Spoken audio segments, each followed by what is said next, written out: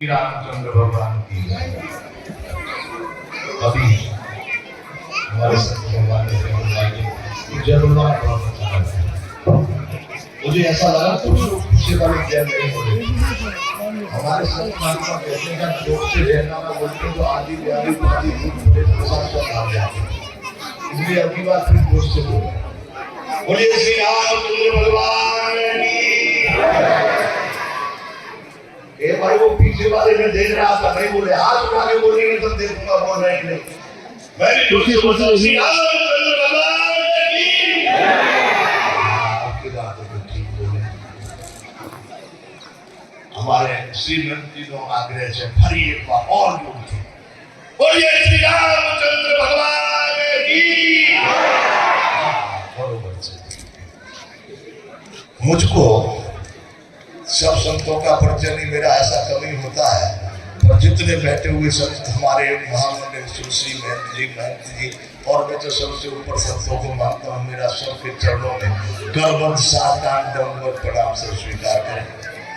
व्यास जी महाराज जिन्होंने भागवत कथा का श्रवण कराया उनको भी मैं प्रणाम करता हूँ। यहाँ के जो संचालक महंत जी है उनको भी मैं प्रणाम करता हूँ। सभी भक्तों को जो यहाँ आए हैं इस कार्यक्रम में उनको बहुत बहुत अभिवादन, धन्यवाद, आशीर्वाद। और यहाँ के जो लोग जिन्होंने इस आयोजन को किया है, आयोजन समिति कोई होगी, आयोजन करने वाले लोग होंगे, उन लोगों के लिए भी बहुत बहुत धन्यवाद कहता हूँ, आशीर्वाद अपने मन से करता हूँ। जितने लोग इसमें सुनने आए, जिन्होंने कुछ भी योगदान दिया मन से, वचन से, कर्म से, वो सभी बड़े पुण्य के पात्र और भाग्यशाली हैं। मैं उन सबको भी श्री राम मैं सब जग जानी करम प्रणाम जोरे जोर पानी। बंधुओं, हमारे श्रीमंत जी जो है जमुनादास जी महाराज, इनकी कभी कभी कृपा हमारे ऊपर हो जाती है, तो इसलिए ऐसे संतों का दर्शन ये करवा देते हैं। मध्य गुजरात रामानंद विरक्त मंडल के नाम से ये जो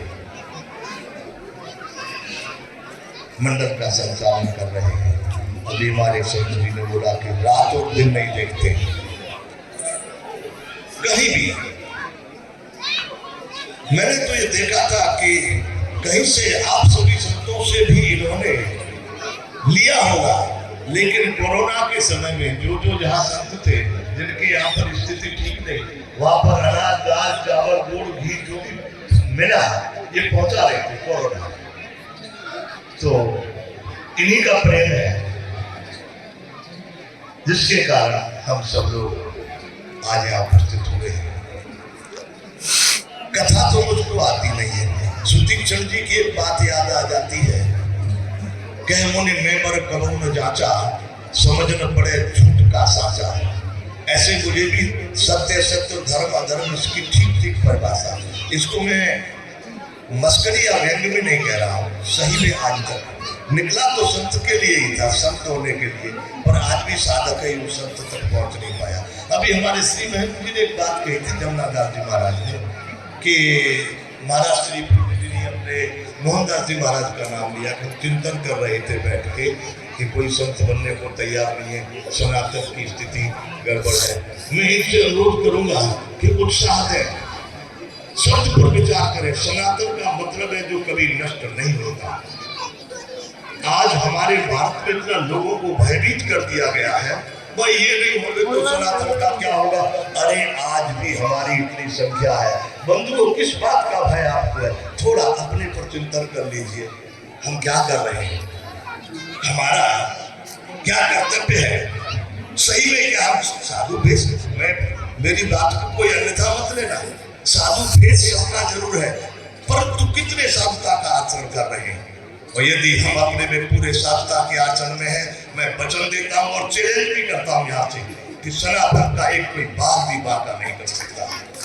सनातन कहते उसे हैं जो कभी नष्ट न हो, जो कल था आज है कल भी रहेगा। बंधु मेरे यहाँ पर ईसाई और मुसलमान भी आके जाते हैं और वो कह के जाते हैं, दंडवत करके जाते हैं, कहते हैं हम सनातन हैं। आज स्थिति है देश की कि हम उसको जोड़ने में अभी असफल हैं। तो महाराज श्री से आग्रह करता हूँ सनातन को खतरे की बात जाने दो। आप ये कहो कि सनातन को कहाँ तक ले जा सकते हैं? सारे विश्व में सनातन के अतिरिक्त कुछ नहीं था और न है और न कभी होगा। बात ये कि सनातन को जानते हैं कि नहीं? मैं छोटी सी एक प्रार्थना करूंगा आप लोगों के सामने कि धर्म सनातन क्यों है और धर्म किसको कहते हैं?